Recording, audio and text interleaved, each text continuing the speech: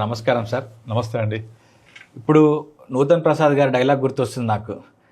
దేశం చాలా క్లిష్ట పరిస్థితిలో ఉందని చెప్పి ఆయన ఒక సినిమాలో అంటారు.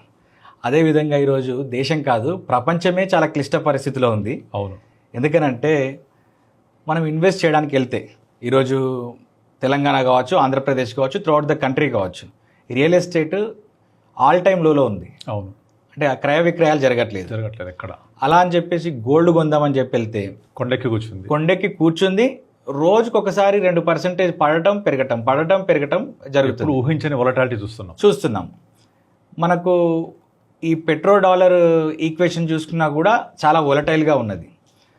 మనం సిల్వర్ కొందామంటే అదే క్రాషింగ్లో ఉన్నది. మనము మ్యూచువల్ ఫండ్స్లో చూసుకుంటే గత 1 year నుండి 2 years నుండి మనకు డౌన్లోనే ఉంది. ఇటు రియల్ ఎస్టేట్, అటు mutual funds, stock market, gold, silver,